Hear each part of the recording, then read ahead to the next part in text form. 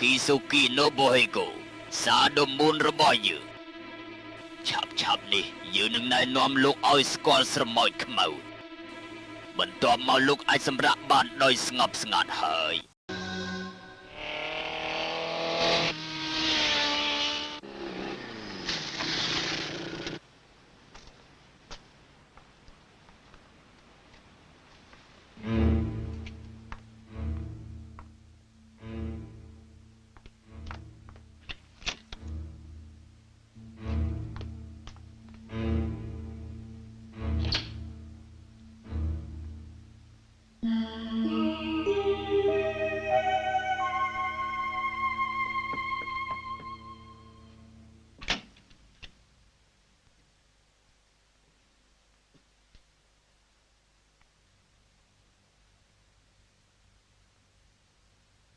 កុំមកខ្វល់ពីប៉ាអីឆាប់រត់ទៅកូន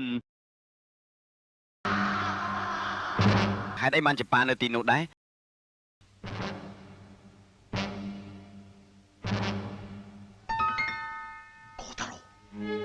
ខូថារុផ្ទះនេះលែងមានសុវត្ថិភាពទៀតហើយកូន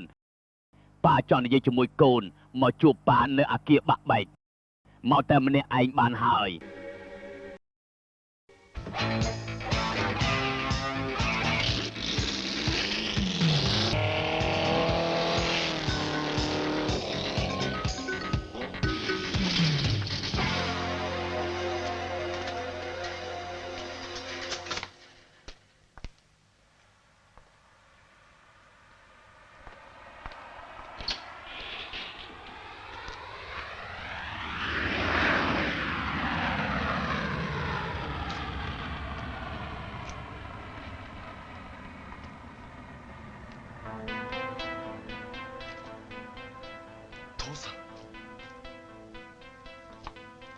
ខូថារុប៉ាពិតជាបារម្ភពីពួកឯងណាស់ ប៉ាតើពួកគូកងនឹងគឺជាអ្វីទៅតើប៉ាមានពាក់ព័ន្ធអីជាមួយនឹងពួកវា ខូថារុការសង្ស័យរបស់កូនមិនខុសទេប៉ាគឺជាសមាជិកម្នាក់របស់ក្រុមគូកងចាប់តាំងពីថ្ងៃនោះមកប៉ាប្រៀបដូចជាមនុស្សដែលបានស្លាប់បាត់ទៅហើយថ្ងៃនេះប៉ានឹងប្រាប់ការពិតទាំងអស់ឲ្យកូនដឹងកូនត្រូវតាំងស្មារតីហើយស្ដាប់ដោយយកចិត្តទុកដាក់រឿងគឺបានកើតឡើងកាលពី17ឆ្នាំមុននៅយុគមួយដែលពោរពេញទៅដោយមេឃខ្មៅងងឹតច័ន្ទគ្រាសក៏បានកើតឡើងពេលនោះណូបូហេកូបានចាប់កំណើតក្នុងពេលជាមួយគ្នានោះដែរមិត្តភ័ក្តិរបស់ប៉ាមីណាមីក៏កើតបានកូនប្រុសមួយដូចគ្នាគឺកូនខូថារុនៅពេលដែលឯងមានអាយុ3ឆ្នាំឪពុកម្ដាយរបស់ឯងបានស្លាប់ដោយសារគ្រោះថ្នាក់ចរាចរណ៍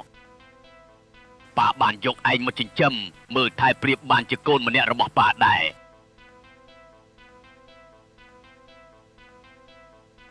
ក្នុងកំឡុងពេលដែលពួកឯងទាំងពីរនាក់កំពុងចាប់កំណើតឪពុករបស់ឯងនិងខ្ញុំមកកំពុងស្រាវជ្រាវអំពីវត្ថុបុរាណមួយចំនួន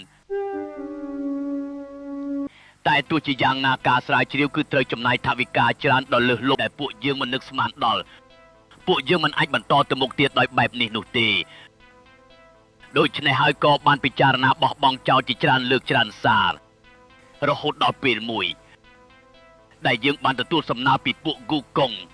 ពួកគេនៅផ្ដល់ថវិកាមកឲ្យពួកយើងដើម្បីធ្វើការស្រាវជ្រាវបន្តតែជំរើសគឺមានតែមួយគត់ត្រូវចូលជាសមាជិករបស់ពួកគេដោយសារតែភាពលោភលន់ក៏បានសម្រេចចិត្តចូលរួមជាមួយនឹងពួកគេដើម្បីបានលុយយកមកបន្តការងាររបស់យើងប៉ុន្តែឪពុករបស់ឯងគឺមិនព្រមធ្វើជាសមាជិករបស់គូកុងជាដាច់ខាតដូច្នេះហើយពួកគេក៏រៀបចំផែនការសម្លាប់ឪពុករបស់ឯង គ្រោះថ្នាក់មួយនោះហើយពួកគេជាអ្នកធ្វើគូកងជាអ្នកសម្រាប់ឪពុកម្ដាយខ្ញុំ